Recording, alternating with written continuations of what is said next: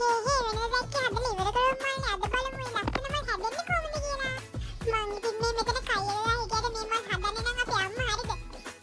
මේ ඉතින් මේ පෙත්ත අලව ගන්න විදිය තමයි. මේ විදියට මේ පෙත්ත චුට්ට අලවලව අපේ අම්මා අපට දැන ඔහොම වැඩේ කරගෙන ගියා. ඔන්න දැන් ඉතින් පෙත්ත ටිකක් හදාගෙන අපේ අම්මා වැඩේට බැස්සා. දැන් ඉතින් මේ මල් හැදලා ඉවර වෙනකන් අපේ අම්මා ඇලව අපිට ඉතින් hina වෙයි බලන්න හිටියා. මේ ඉතින් මල් හැදුවා කියලා දිනුනේ නෑ බං. ලයික් එකක්වත් දාපන් ඉතින් නැත්තම් අපි පවුනේ.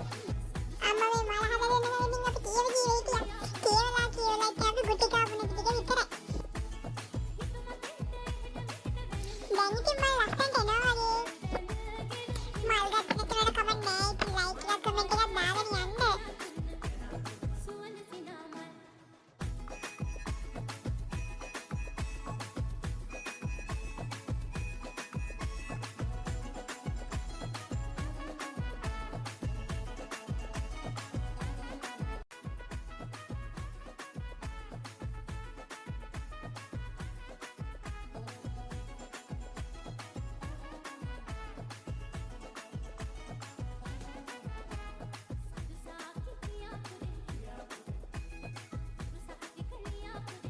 ඔය ඉතින් අපේ අම්මා හදාගත්ත වලට අපේ අම්මා සුපිරි වැඩක් නේ බං බලන්න.